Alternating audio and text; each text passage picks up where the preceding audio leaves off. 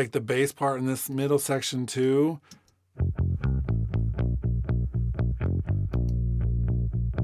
When you do the short phrasing, it like plays more of like a staccato, really truncated sound. And that's perfectly how a bass player might do that in some circumstances. I remember this one time right when GarageBand for the iPad was fresh and new. In fact, it was like a year after the iPad was announced. I was sitting in front of it and I was looking at these things called smart instruments. They gave us things like arpeggiations and they did strumming patterns, and it was like a whole new world was opening up. Now, Apple didn't really do much with that concept. The smart instruments are still in GarageBand. They never really came to Logic Pro, and yet here we are, and we have some amazing new instruments in the past couple years. These session players, part of the Apple Intelligence endgame, are actually really cool. They add some functionality to Logic that is hard to get in any other way. That's what we're going to be covering in this third module as a part of this series, teaching you Logic Pro from the very beginning. I think it's a great vehicle for us to cover a number of different topics because we can start with this. It'll show us the arrangement track. It'll show us how to use the chord track. It'll break down instruments and channel strip settings, and we're going to do as much as we can with this to get as much mileage out of this, and we'll go from there. This is going to be a fairly long video, one that we're filming in multiple parts, but we're going to do as much as we can to get you from point A to point B in your Logic journey using these particular features. They're amazing. Okay. First and foremost, at the top part of our screen, this is just an empty default project. You'll see this little box right here. You can click on it. You can also type G from the typing keyboard. This is the Show Hide Global Tracks button. If we want to expand and do different global tracks, we can right-click and you'll see all of the options right here. We can configure them just like this. We can have it show one at a time and it'll just give us one choice. We can enable all, disable all, revert it, but we're just going to leave all of them for the moment that we're on by default. We're going to be looking at a couple of these specifically, the arrangement and the chord, and we're not as worried about the other ones for the moment. We are going to leave them open though for the moment. Now, what I want to do is focus on a certain order. This is the order in which it makes a lot of sense to use these tools. You don't have to use them in this order, but it does make some sense. We're going to click on the little plus to add an arrangement marker from the arrangement track. You'll see that this creates an intro. Now I can click on the intro and change it to verse, chorus, bridge, outro, or give it our own custom name. So if say you want to add a pre-chorus, you can do it here as well. Now, we're going to leave it as intro. That's fine. We're going to add another one, verse, another one, chorus, another one, bridge. These may just look like simple labels for the sections of a song. However, we're going to use them for much more than that here, but I want to start by creating these this way.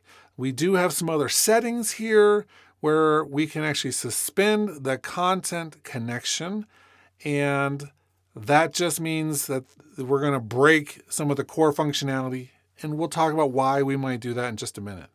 Now we have these sections. I want to come through and create one of our session players. You'll see the keyboard shortcut for that. There are other ways to do this, but I'm just going to take you through the menus in this case. New session player track. We could do drummer, the bass player, or the keyboard player. Now, these three that we have, hopefully this will be expanded in the future, but these are the three session players that we have. And they are part of what Apple is calling Apple Intelligence. It's an interesting way to look at it. These are not AI instruments. They follow a very strict set of rules, which is replicated every single time we use them. But what these are like accompaniment tracks. So we can use a drummer, set up the parameters, and then it will play drums along with what we do. Bass player, etc., the keyboard player, etc. Now, some of these will rely on additional information, but we're going to just create a drummer first and foremost. So we'll choose the drummer, and then down a little bit lower, where you can see all of our acoustic drummer genres. A lot of rock, some singer-songwriter, a number of different options. Some of these use acoustic drummers like these, and then down below we have electronic drummers, and then we have some, not exactly auxiliary percussion, but sure. These are all the options that we have. Could it be bigger? Of course. There's more genres and styles than what are listed here, but this is a great starting place. So we'll just do pop rock at the beginning. Piece of cake. And then I will say create. Now, because we created the arrangement track first, it's going to put down some drums in the style or performance style of each of the styles of the song arrangement sections. So an intro, a verse, chorus, and a bridge. Of course, somebody had to program these and make them what they are, but they determined that that's kind of like an intro pattern style. This is kind of a verse style. This is a chorus style, and this is a bridge style. Awesome. You could go through and actually recreate these using the actual session player parameters, but they've done that for us. And you see if I click on them, those all change down below. Okay, so concept number one, creating the arrangement track first, labeling the parts of the songs before we create the session players. That will give us some performance things right off the bat. We're going to get down below in a second. There's really 3 parts to this where we talk about the organization in our main window. Then we have the session player editor where we can go through and change all the patterns. And then we're going to look at the instruments and how all of those things tie together. Okay, because we have such a complex setting, we have to kind of do this one thing at a time, and that's okay. Let's look at, because we're still looking at the global tracks, our chord track. Now, our chord track won't affect our drums. They don't play with chords. They do follow chord changes, but only as far as the other instruments are playing with them. So maybe a bass and a keyboard player are doing something in a certain style for one chord change, sure. The drummer would follow that if it was like a human performance. So they do follow the changes to a certain degree, but they're not able to follow chord changes in the sense that the other two will do. Let's look at this. Let's create a chord. And you'll see when I did it, it goes right where the playhead is. And so it may be smart to push your playhead to where you want it first, or you can just move this chord over to where you want it to go. I'm going to right click on this or control click on it, and you'll see a number of tools here. We're going to look at these as they apply, but the very top thing is the chord progressions. And so we can choose a chord progression from 6 that they've included. We don't have to use these 6. We can make all of them our own, but these are just 6 like presets. And so let's do a 1, 5, 6, 4 progression. And so you'll see C, G, A minor, F, C, G, A minor, F. There was room for it to go twice in an 8-bar loop. And with that, it's doing 1 chord per measure. We can also go smaller than that. If you don't have a lot of theory background, some of this may slide over your head, but it doesn't necessarily have to. You can definitely experiment with these the way that we're using them and come out with the other side with a result that matches what we're doing. Okay, we have this chord progression. That's fine. We're not necessarily going to use it, but I just wanted to put one in before we create some of the other things that we're going to do. And in fact, for now, I'm going to option click and drag this over to the other parts of our arrangement. That way we have chords throughout the entire thing. Again, these can be changed at the beginning, they can be changed in the middle, they can be changed at the end, and everything that follows the chords, these session players, will follow the changes that we make. So we're not stuck with the chord progressions. We can change them at any point along the way. But let's create a new session player. And this time we're going to do a bass player. And let's just put the bass player in without adding a third one. There are so many ways that you're going to find with Logic. There's ways to do things, and you're going to find the way that makes the most sense to you. I'm trying to show like one way most of the time just to give you that sense. But here is our bass player. Now, it does match the styles. Again, you'll see that there's a different performance for each of the parts of the song. Let's play a little bit.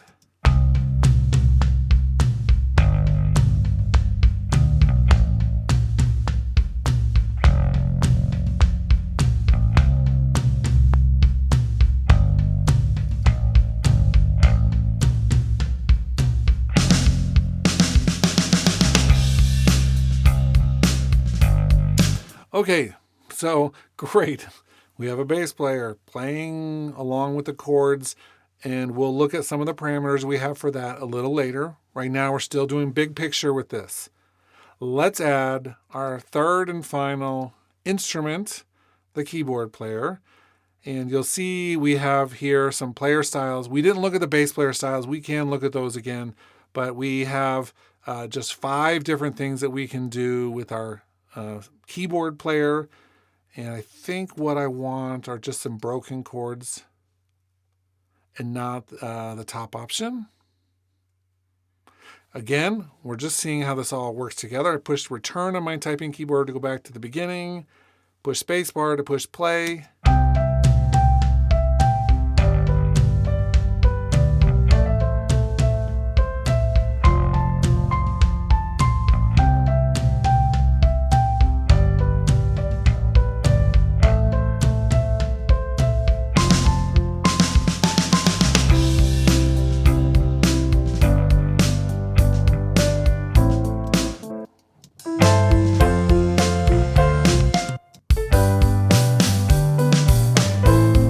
Okay, pretty generic overall. Again, we just did the default for each one. We haven't customized anything.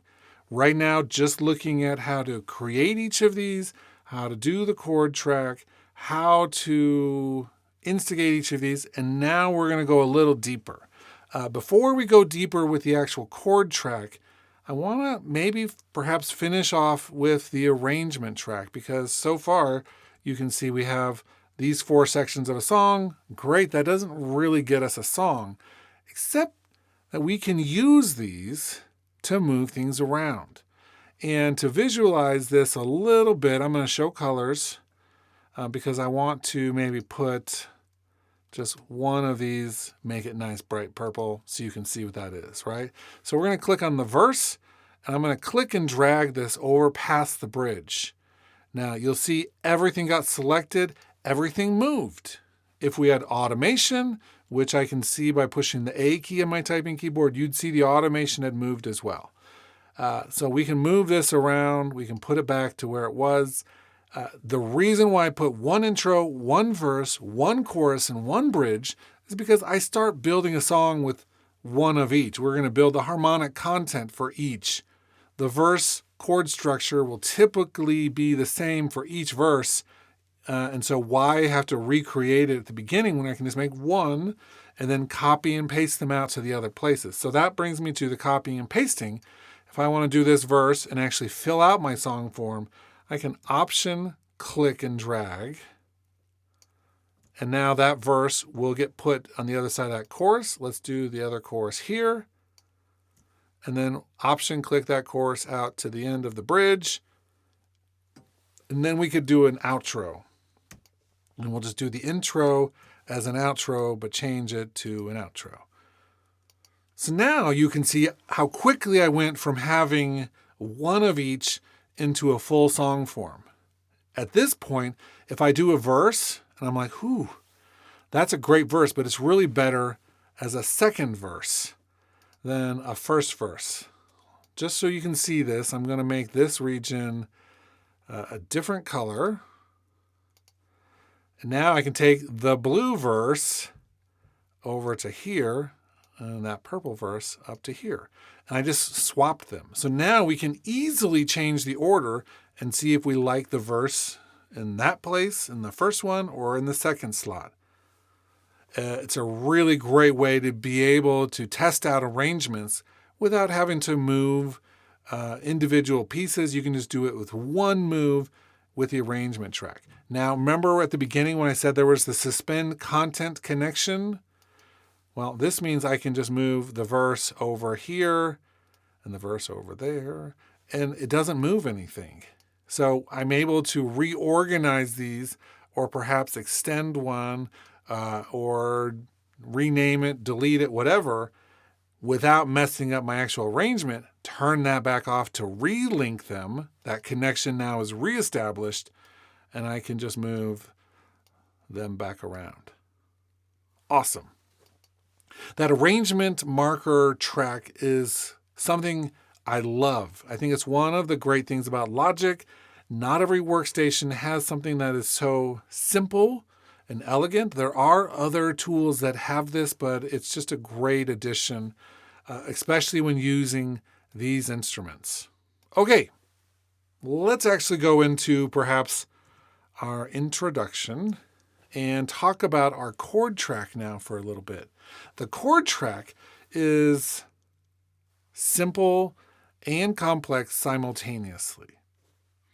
Sure, we have chords, and we have two levels of this. We have our overall chord marker, and this one you can see has 8 chords in it. It doesn't have to be that long. In fact, there are some things we can do with this. I'm going to break it into 2 smaller chunks using my scissor tool. The way that I get to my tools 90% of the time is by pushing T on my typing keyboard. And if you do this with a T on your keyboard, then all of the letters show up along the edge here, and you can then just type the second key, and it will take you back or to whatever tool that is. So TI takes me to my scissors, TT takes me back to my arrow tool. Now I'm going to undo the split there. I don't need to have it split, but you could split it that way. This is one way where you could actually come through and say, you know what, I really want like a chord right at the end there. And so you can do one little split off, and you can change that chord to be a different chord. TT, go back to my normal arrow tool. And you'll see the names of them as well. I call it the arrow tool. It's really the pointer tool. You'll find a lot of people probably call things by different names, but the accurate list pops up with the actual name and the keyboard shortcut. Okay, cool. When we have this then, we're going to double click into this. You'll see now that's a selection. So I'm inside this chord region. I double click on that, and I can actually change this. So this is our little chord dialog. You can choose what chord we want. You can choose what root note we want, major, minor, sus2, suspended 2, 4, add a fifth, augmented, diminished, flat 5, sharp 5, 6, 7, major 7, all the way down. So these are the most common things that we would have. We can change what note is in the bass. So that's different than the root. You can have a triad and then do an inversion, and that's how we do an inversion with the bass note being different than the root note. We can change what scale we're working in, and then we can do a MIDI input, which allows me to have my connected MIDI keyboard, and I can play the chord for that particular measure by playing my keyboard. Okay, awesome. And then we have a preview option as well. With this, I think there's a few different ways that I wish this would work, but this is the system we have. The MIDI input is really handy. We can go through and change them all. I'm going to move my typing keyboard a little bit over and just have access to my playing keyboard. And let's type or push on for the MIDI input. So you can see F, there's C5, that's C. We can do C second version with G in the bass, although that's not actually doing it. But I can play the chords that I want. You'll see in the background, it's changing because I'm changing the chord and the actual session instrument updates in near real time. Let's do another example of how to enter these in. So I've got that C major chord first, and then maybe I want to do the G chord. Let's see, C chord, G chord, first inversion. So we're going to just hit the tab key. That goes to the second one while this is still open. And then you'll see it's a G chord, and I want to put, let's see, G, C, and we'll put the B in the bass. So the G/B means that it's a G chord with the B in the bass. It's another way of writing inversion. And then from there, I'm looking at the keys and thinking about this. I want to go just down to an A chord. That's fine. And then an F chord. I want to do that one in second inversion. Or maybe first inversion with the A in the bass. Just like that. Okay. Now I can just hit enter.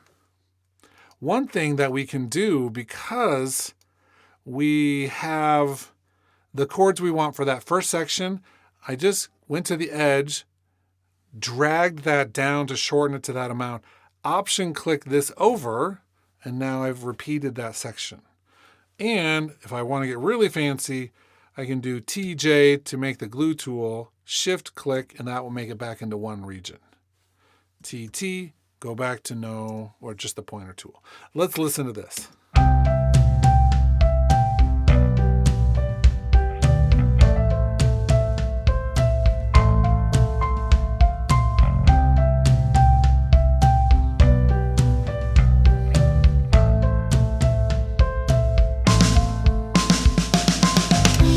Now, sometimes you'll see that it's like, wow, I didn't really want it to do the upper range with that right hand of the piano.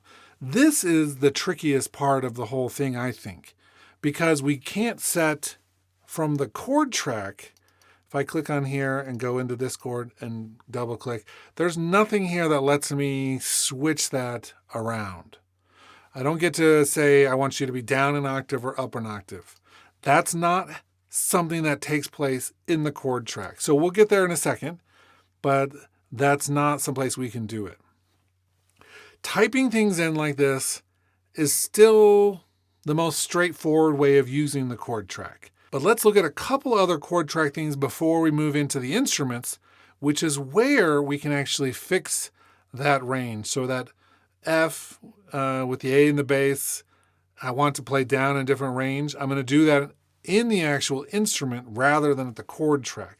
But let's right click on this. And I want to come down and say, I want you to have the chord rhythm. So that way, they're playing for 2 bars instead of 1 bar.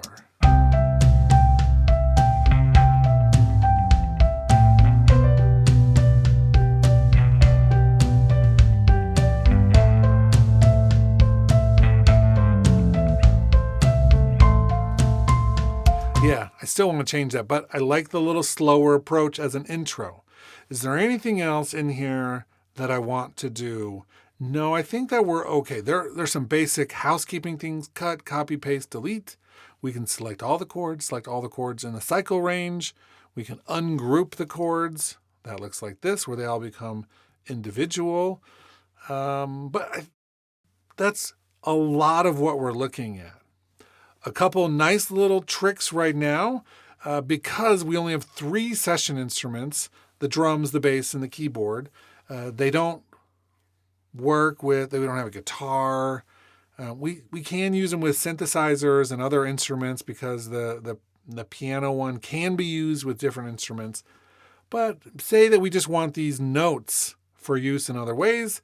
I'm just going to drag the chord down, and you'll see that now there's MIDI notes, and the chords are attached or embedded into this MIDI region. If I change the chords up here, say that this C becomes like a D or something else, it doesn't change the chords in this non-session instrument. They're not attached like that. In fact, They don't respond to the chord track. The only 3 instruments that do anything with the chord track are the session players. And so we have to keep that in mind. Okay, but it is a nice way, say that we wanted to just add like a retro synth or something at the very beginning using those chords. Let's just add a little bit less high frequencies. Close this down.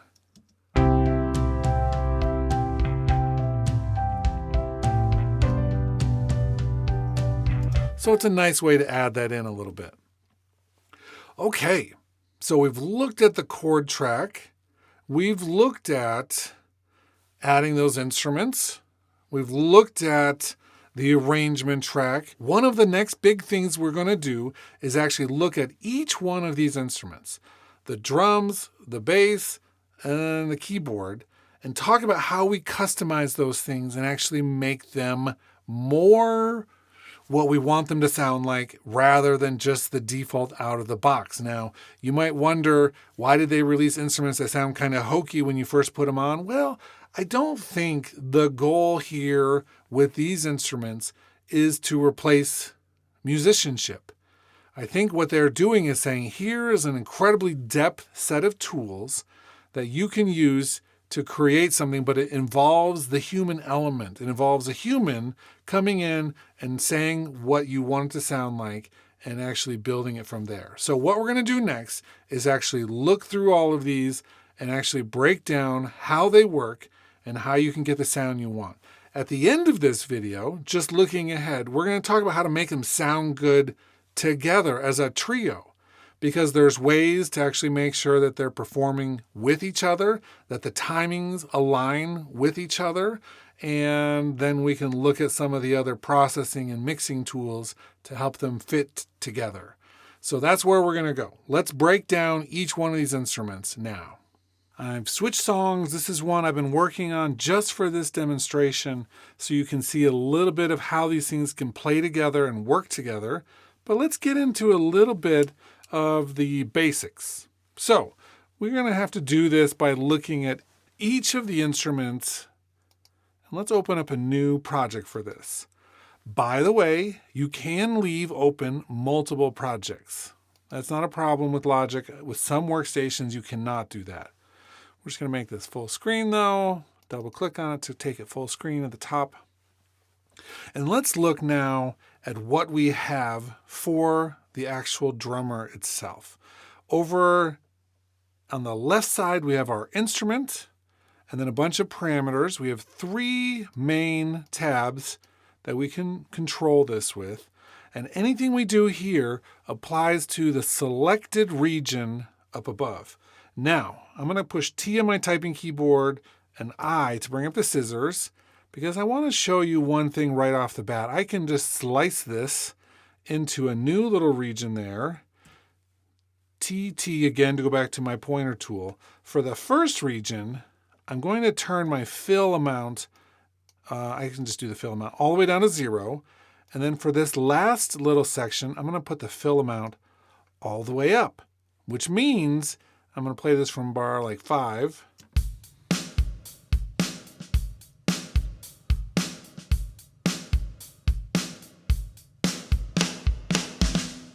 So I can actually control the fills of certain parts of the song or change the pattern in certain parts of the song. You cannot change, for instance, bars 1 through 8, or through 7. You cannot change anything inside that section. That means we can't do like any sort of control to change what's happening there. That is one firm section. If I go to A on my typing keyboard and come down into the actual automation options, you'll see that we have some control over the drums, for instance, and we have control over the volume and some smart controls and things, but we don't have control over anything that's down in our session player. Let's close the automation by pushing A once again. So we can customize our drum performance or other instrument performance by slicing this into smaller sections. It's a really helpful way of doing it. There are some other things we can do with that, but that's where we're going to start with that. So we're going to just select this first region. I'm going to come down and click on this area. It's like I can click where it says pop rock, or I can click on the actual drum kit, and you'll see what we have in terms of our choices. Our rock choices, our songwriter choices, our alternative choices, our R&B choices, and so you can choose between any of those. If we want, we can also go to the top where it says type, change it to just electronic drummer, percussionist, or even go into our other bass and keyboard player. Let's stay with acoustic drummer for now. And I think we're fine with pop rock for the moment, but we will look at some of these other ones in just a moment. The next thing we want to also understand is the change patch option. If I turn that off, it means that I can change the patterning that's happening without changing the actual drummer. This is like saying to your drummer, hey drummer, can you play a retro beat instead of like a pop rock beat for us? And then they just keep playing their drums and it's still them. If we leave this on and we change to a retro rock, it's like replacing the whole drummer and their kit.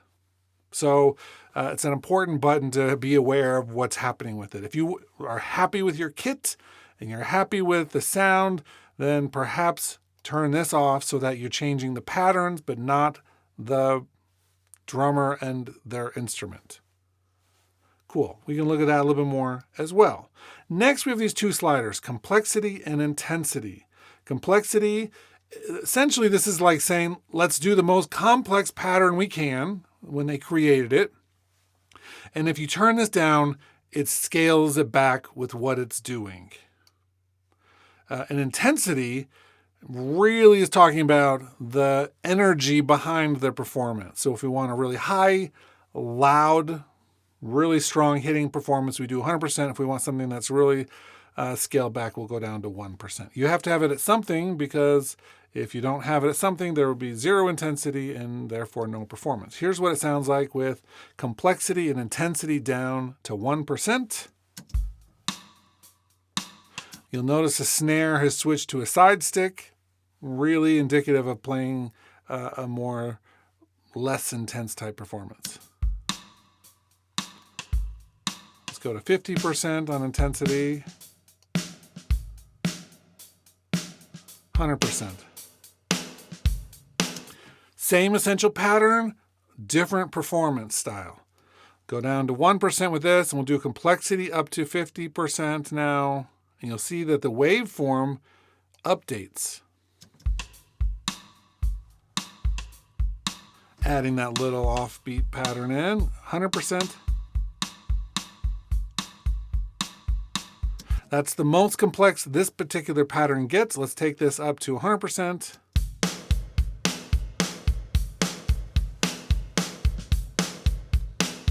So you're going to move those sliders around depending on how you want the performance to sound with the pattern you have selected. The next section, this is where we actually set some of what the pattern is, and we can change that a little bit around. I will say it's not here. It should probably be here instead of in the left-hand corner of this area where it says preset, but it's up there. I wish it was down here with all the others. Just go up to the presets and try some of these as starting places, and that will change a lot of what's happening, although you could essentially go through and create a lot of these on your own. This one you can see when we click on the actual patterning here. This is number 2 out of 3 for the highlighted object, which is the tom, but it'd be a set of toms, so the toms. And then we have the ride cymbal and a hi-hat. These ones, you cannot have them playing all together. Just one per drummer region. So you'll see 1, 2, 3 right here. If I were to go to like the half pipe one again, choose the tom and go to pattern 2, it's the same one. So the presets are just reconfiguring what those are doing. But they're a great place to start if you're like, I don't know what I should be doing. So here is Crash the Party, Echo Park. I mean, an Echo Park makes you think it's pop rock, Could be like a play off of a band that has a similar name.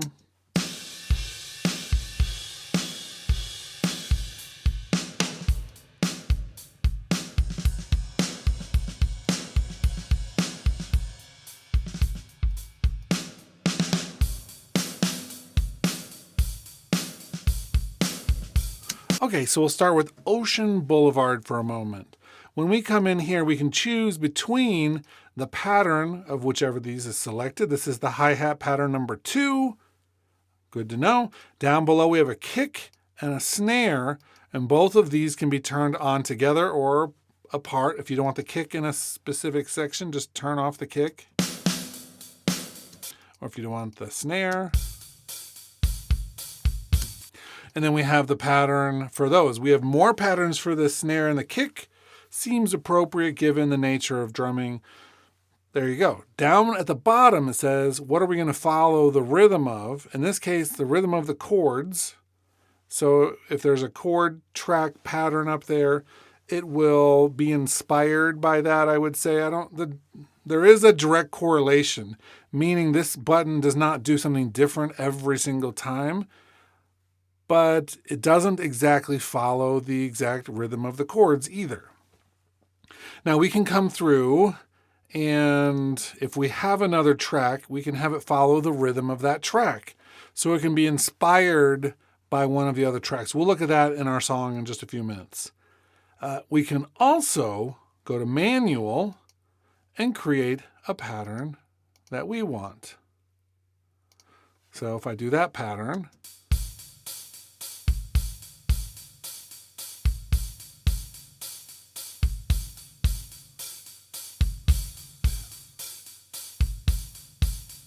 so that's one bar. These are each quarter notes, and then we have the subdivision as well. So I can do something more intense like that.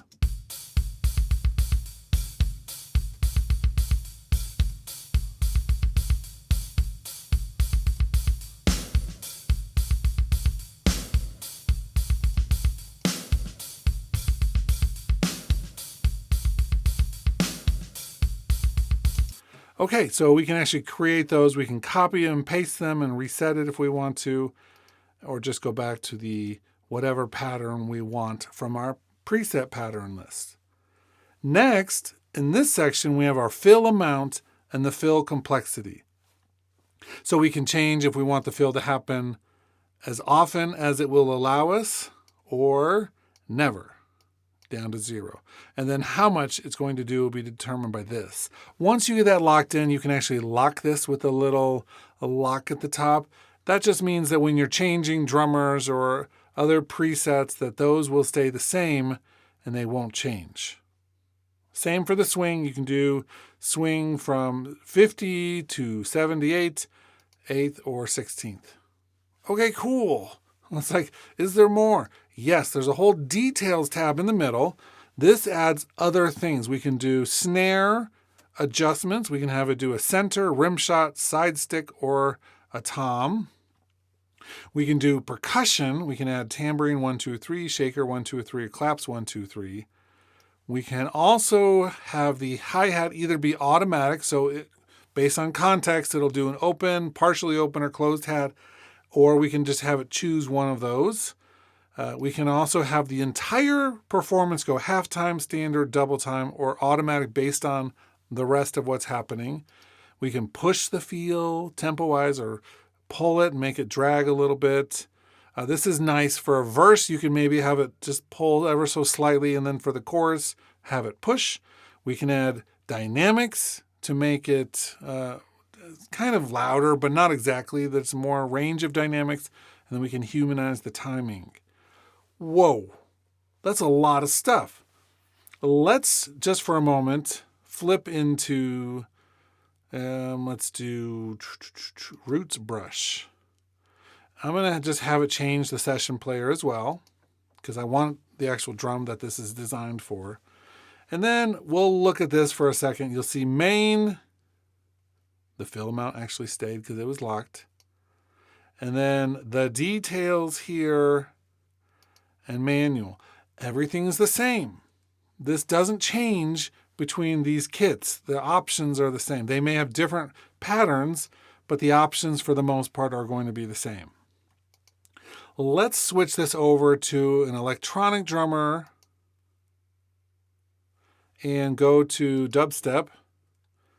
Now you will see a difference. We still have the complexity and intensity and the fill amounts, and we have some other pieces. We have the manual pieces there, which we can do hand claps, the snare and the kick. But inside the main area, you'll see different choices here. So we have the ability to do these two separately, these two separately, and then these three at the bottom. And you can see we can actually turn on all of them, which is the difference. So now,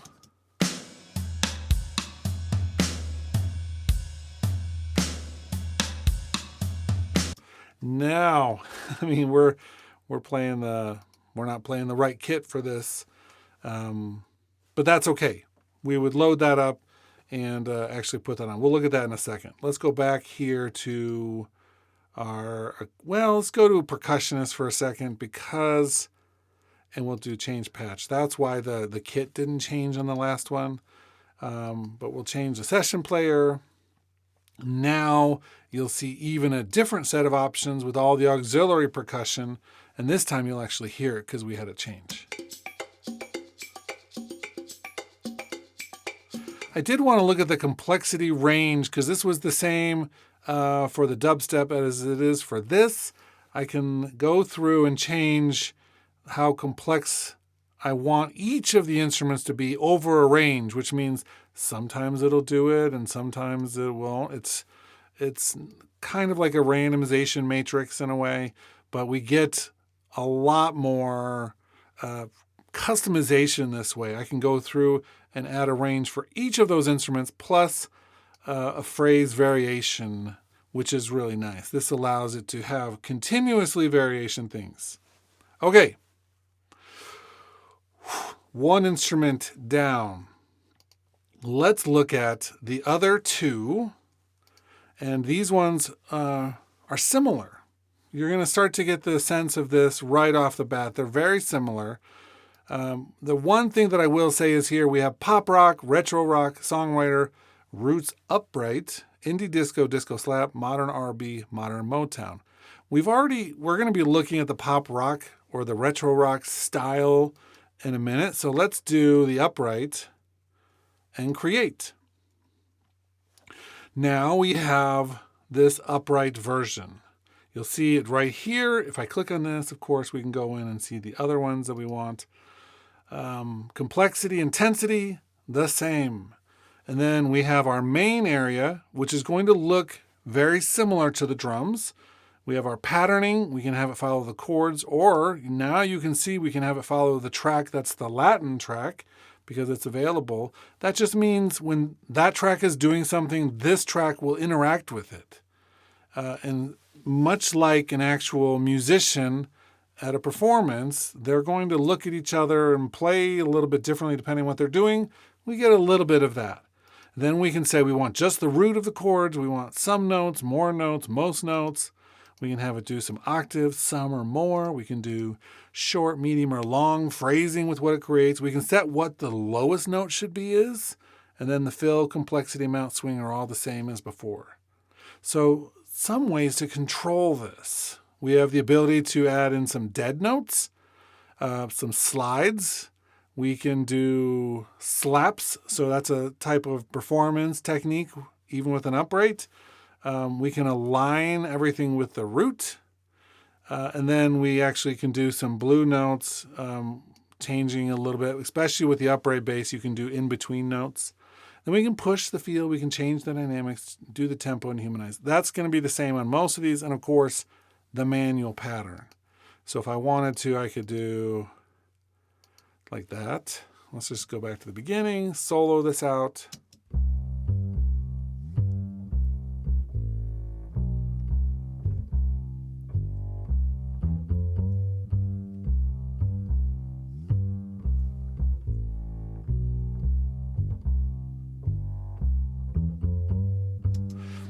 So you get the idea. And even with this manual pattern, I find that it doesn't always give me what I'm hoping for, but we can do this longer. So we can do four bars if we want to and really get a detailed pattern, which is kind of nice. Cool. Let's switch this to retro rock for a moment. And you'll see pretty much the same options here, except we don't have the slap or the blue notes. We do have the blue notes here. It's over to the side. We have mute, offset, though, and double stops. So we have different things here based on the different type of instrument. So you'll want to go through and figure out. If you're like, I have no idea how to use these or what these are, the default is often the best. But as you get more advanced and learn about how these instruments work, this is why at the beginning of this video, when I talk about these tools really being for musicians to be able to create things, this is why. Because a lot of times you're like, well, what is a slide? I mean, there's no help for this. I will say, and when you go through this the first time, go up to your help menu, turn on quick help, and then you can actually see what they're saying these are. For instance, adjust the amount of non-pitched percussive notes. So that's maybe when they're like holding their finger and they're still plucking, but it's not held down to a fret. Slides, how frequently the bass player slides across the frets. Pickup hits, just the probability of percussive slaps of the flat hand hitting the strings, usually on the second and fourth beats. Dynamic, having muted notes occur based on the surrounding notes. And then align root button, determine whether the bass player plays close intervals when changing chords, etc. So that's really helpful. And we'll leave that on just for a few minutes because I do think it's important to remember that there are lots of help things for you when you're using this. Let's create the last type. I do usually turn this off most of the time because I don't need a yellow thing popping up everywhere. But that's okay. We're going to start with freely of these. And again, let's remind you that we do have presets here. So it's like this is the default.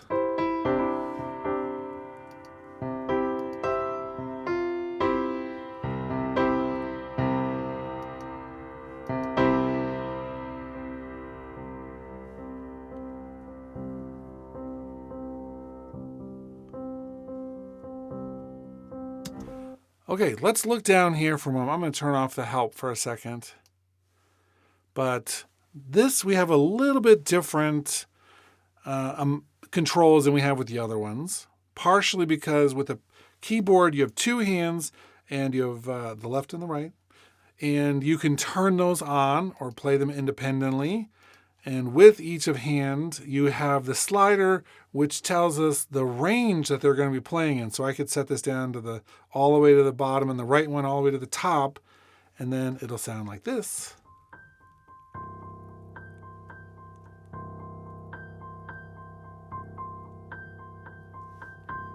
Or I can put them all the way right next to each other in the middle.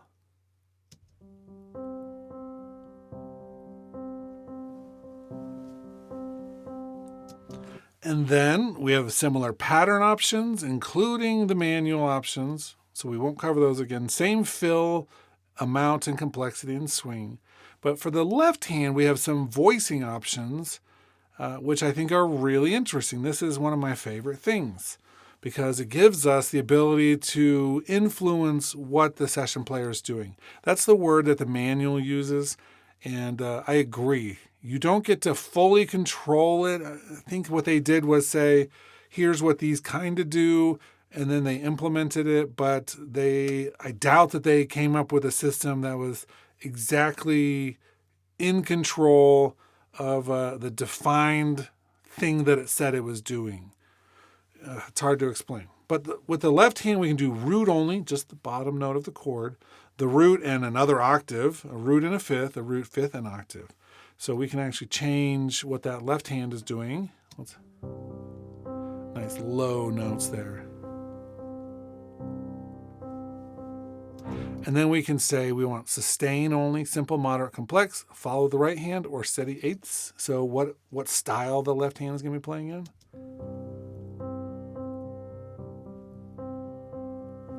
Oh, and I can hear the pedal work. That instrument is so great.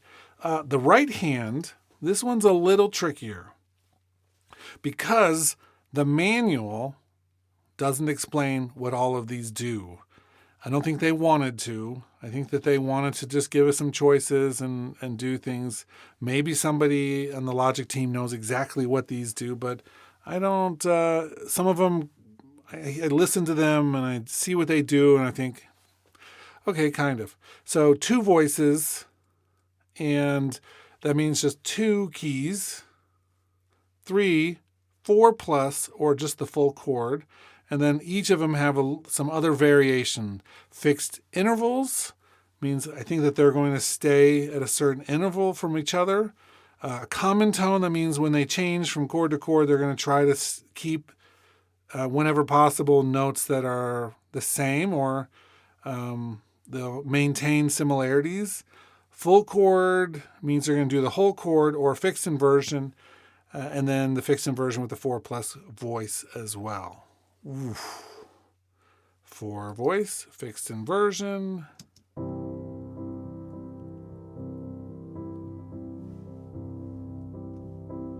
If, and maybe this is outside the scope of this, it's certainly something that I've every once in a while looked at to see exactly what's happening.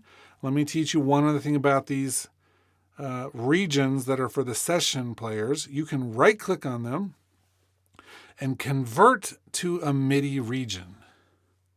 And once it's a MIDI region, in the piano roll, you can just click on score and it will show you what's happening with that.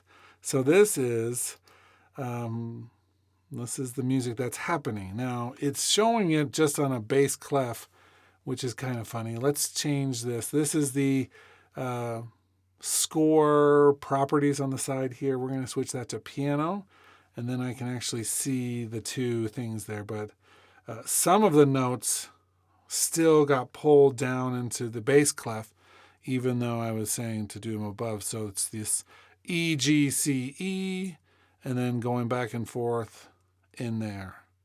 It's an interesting way to look at what's happening with it. We can always convert it to a session player region, although we've lost everything that we did with it for the most part. You can see we still have the choices we made originally, but if we changed anything in the MIDI, it wouldn't retain that when we came back. But it's an interesting way. If you want to flip it over to MIDI and look at it in the score editor to see exactly what's happening with it, then you can and make changes, but you don't have to. You can leave it in the session player region as well. Whew. With the details, we have grace notes. That's really the only change with this. And then the manual option. Let's do broken chords. You'll see we have similar settings, of course, but different presets. And it's just different style of playing. We have block chords. These ones are going to do more like just chord after chord after chord.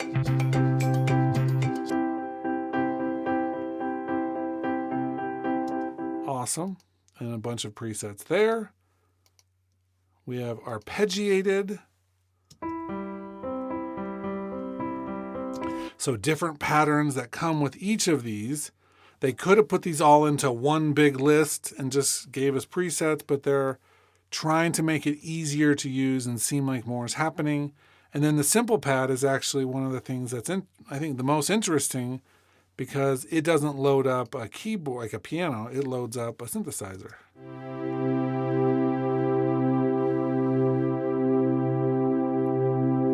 And it has an intensity knob, some basic controls, and that's it. So this is like a stripped down keyboard player from all the other ones. I do find myself using broken chords quite a bit with the grace notes turned down.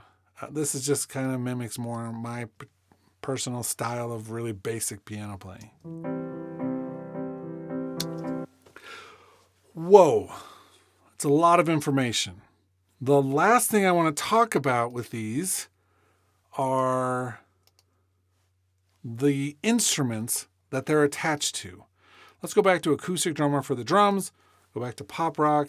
I could say don't ask again, but I'm leaving it open so that it shows every time that we do this. Okay, I'm going to push X on my typing keyboard to bring up the mixer. I could also do this on the left in the properties area, but in the inspector, but I'm going to do it down in the mixer. So first and foremost, we have our drum kit. This is the drum kit designer, and this is what loads up when you load up the instrument, the session player with the drums, and with the acoustic drummer, I should say. Because if we do one of the other ones, and I'll show you this really quickly, let's do the electronic drummer, big room EDM. It will, well, that's not the instrument, but it will load up the drum machine designer with samples loaded. Cool. If we load up, let me close that. If we load up one of the others, those will all be drum machine designer. But let's do, for instance, the percussionist, and we'll do the songwriter percussion. And I load up that. It will be the sampler. So it's like a drum machine designer in a way, but this is just a sampler. And so that's where all of those files are stored. And when we go back to the acoustic drummer, it is, there we go. It is the drum kit designer. Great instrument. You can test out all the sounds, and when you click on one, you can actually come through and change it out. So you can actually customize your kit. So far, we have the chord track and all of the functionality around the chord track. We have the session player regions and all of the editing around the performance. We have the arrange track as well that goes with the first. And then we have the actual instruments, which we can customize and do things with. So it becomes layer upon layer upon layer of where you need to fix certain things. For instance, the chord track. We do a chord track and we put like an inverted chord, right? We do a second inversion or a first inversion and put the third or the fifth in the bass. That doesn't really change what the keyboard instrument is doing very clearly. We can do that with the actual right-hand voicing where we do the fixed inversions. Great, we can change it there. But we can't, the chord track alone doesn't do it, the instrument does it. If we have the drummer track and we say we want a less complex track pattern, right? We turn the intensity down, but maybe the snare is a little bit too loud. Well, it would be a pain to have to go through and convert it to MIDI, lose all of the functionality of the session player, and then have to turn down that one note or across the board, do all of it. But we could come in here to the instrument, select the snare, and we can actually tune it, dampen it, and adjust the level of it. And so we have all of those things in this instrument where we can do that without having to go into the MIDI data at all. In fact, sometimes what we really want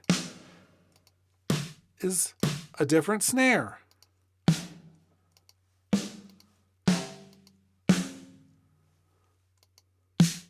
Yeah, not that one. Ooh.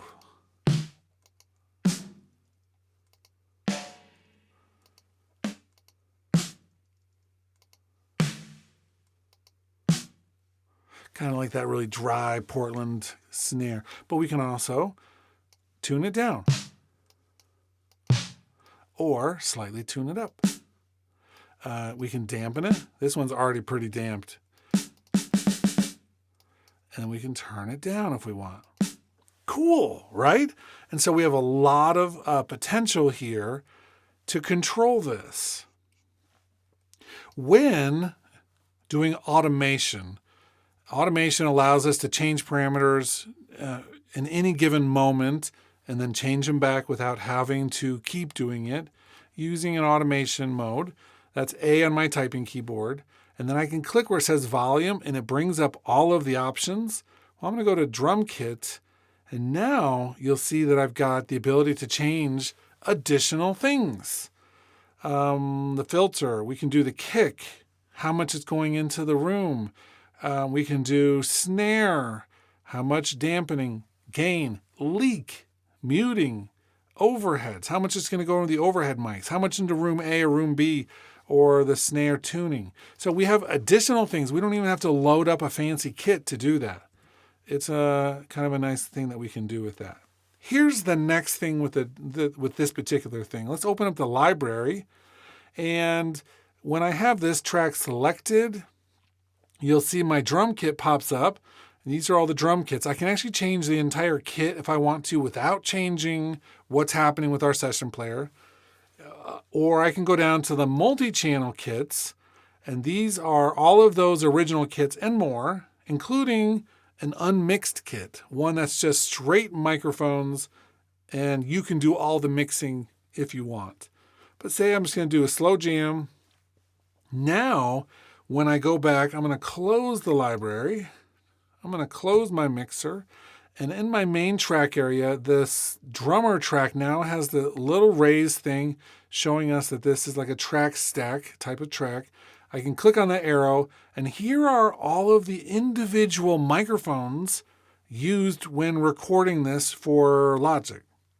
So I can push play, overheads, in kick, out kick, snare top, snare bottom, etc. All the way down, including room mics, leak mics, and then some special effects mics on some of them. So this is a great way that if you're like, I really want to customize my sound, then you can come in here and do it.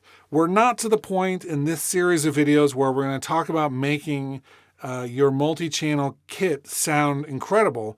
But one thing that I hear all the time online are people saying that the drums in Logic don't sound that great. Well, that's a them problem, not a Logic problem. There's so much flexibility and so many ways to make your kits sound great that there's no excuse not to actually have them sounding good. Number 2, our bass instrument. This is one of our new instruments, one of the newer ones we've gotten in Logic at least. And we have now another level of controlling the bass. So the bass session instrument area, let's go into there for a second. Sure, we can change some things like the pickup hits, dynamic mute, aligning the root so that you stay, so it doesn't move too much in harmonic changes, etc. Dead note slides, all of that, right? That's this one area we get to control. That's controlling this instrument. And so we get to come through and determine more things about it. So we have additional basses, classic, 60s, rock, session, nice green, modern, and then the upright. Each one of these will have potentially slightly different things. Let's see, 60s to that. Yeah, a little bit different. And so in here, we get to say we want this to be a fingering style, a picking style, or a slap style. And then you can see the last one played. We can turn up the percentage of muted notes, the definition, volume, tone, main, volume, and then a whole additional details. How much string noise, how much hum and hiss, how much release noise. What's a pitch bend up or down look like?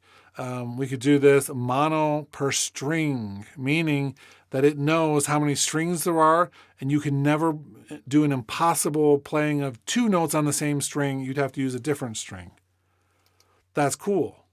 Do we avoid open strings? Do we prefer open strings? I mean, there's a lot of control here for this. This is great. It's really useful. And then each of these will have some different things. Let's go back here. You'll see the neck volume, the bridge volume, because that bass has different choices. You see both pickups, or just the bridge, or in a stereo configuration. How much neck volume versus bridge volume versus neck tone versus bridge tone.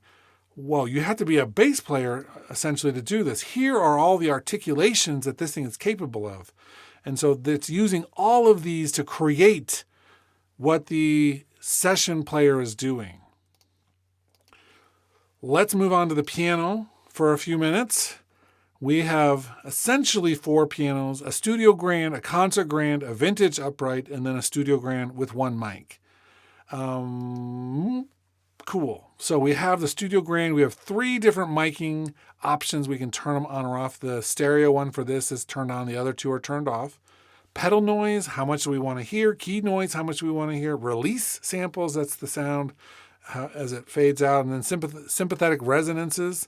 Sometimes when you have the pedal pushed, other strings will vibrate when you're playing different strings. And so it'll mimic that to a certain degree.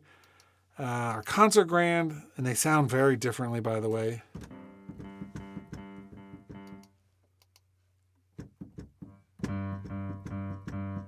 Because they're not the same instrument.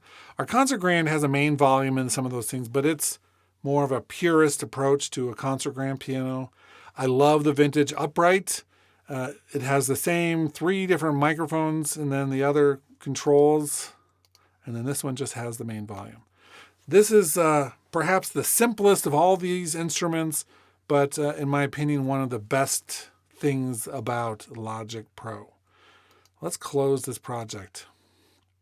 Don't save. This is the song we're going to just look at for a few minutes, and I can talk you through some of the choices that I've been making with it.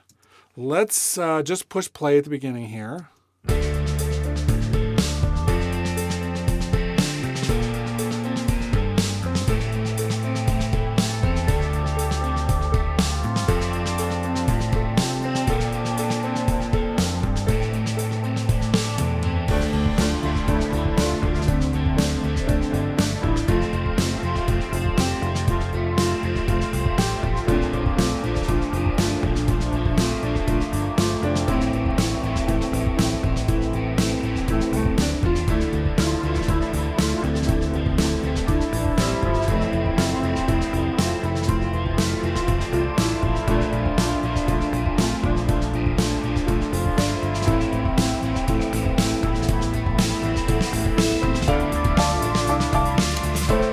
Okay, there's a few different things happening here.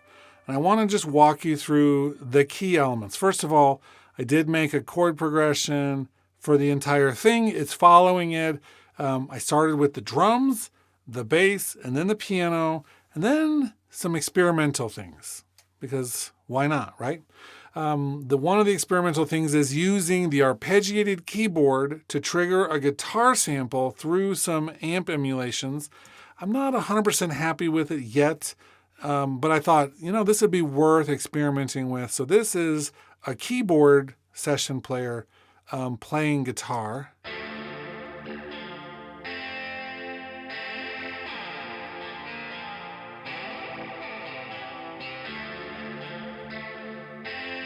Some of the notes feel too close together, or the voicing is not quite right because it's a piano voicing triggering guitar. That's okay. But I did minimize that as much as I could by putting the hands in the place I wanted to, and for the right hand doing 2 voice, fixed interval, so that it's not too many strings, and then for the left hand, the root only simple. That way, we're not getting weird piano played things. It's an arpeggiation that's happening off of a really simple input pattern. Not a bad idea to experiment with. I think they're going to be able to give us a guitar session player based on some of the technology that's already there. Then I have 2 other instruments that are not smart instruments at all, but I thought it was interesting. Once I had the smart instruments, all I needed to do was make sure I could see the chord track, and then I could play the part looking at the chord track, and it would tell me exactly what chord I was on. That for me is really useful, because I can remember to play a D minor when it says D minor in front of me. So I played these other parts just to add something on. Couple other things. We have, and let me open up a couple of these regions and see what we're looking at. Okay, here's an example of how these things now can all work together a little bit better. The punchy bottom bass. I'll play just the beginning here.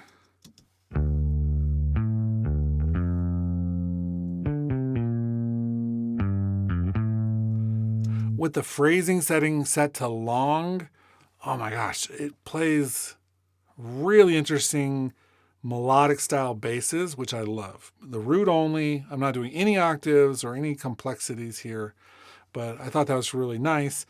It is set to follow the rhythm of the vintage upright piano. And so when the piano's doing stuff, it is reacting to it. That's part one of how they play together. That bass player is essentially looking over at the piano player and saying, what are they doing? Okay, I'm going to do something similar. So the two of them together.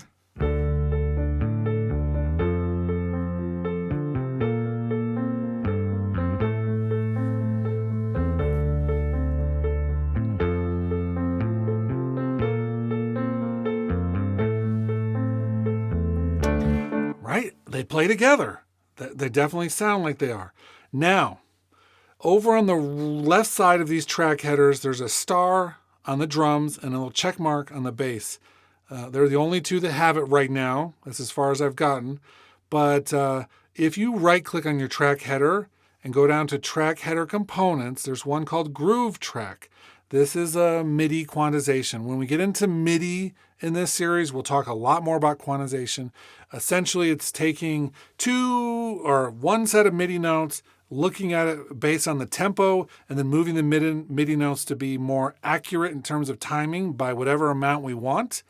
Well, the Groove Track does that, but track to track. So the drums, because they have the star, are the groove track. And then anything that is check marked is set to match the groove track. So now, not only is the bass player looking at the piano player and saying, hey, what are you doing? I want to follow along. Now we have the drums and the bass linked together in terms of its timing. Their timing is matching. So they should be playing when one note hits, the other note should hit as well.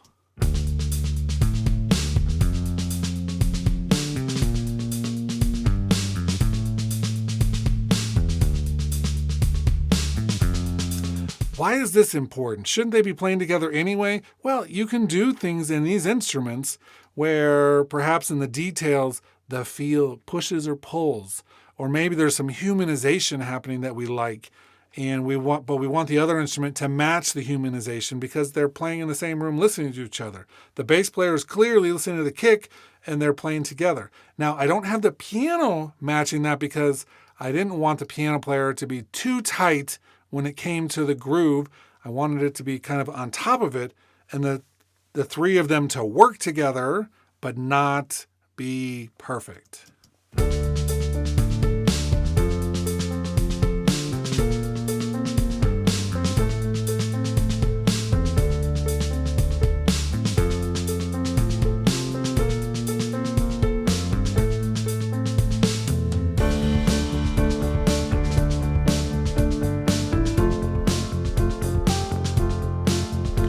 Really like the bass part in this middle section too.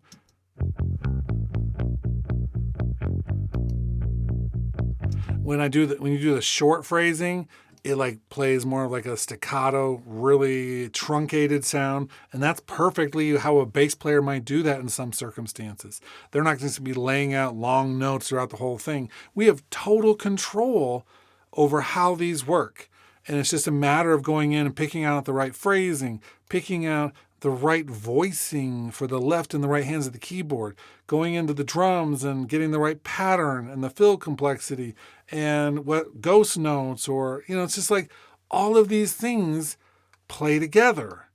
And so it's not dumbing down the musical creation process whatsoever.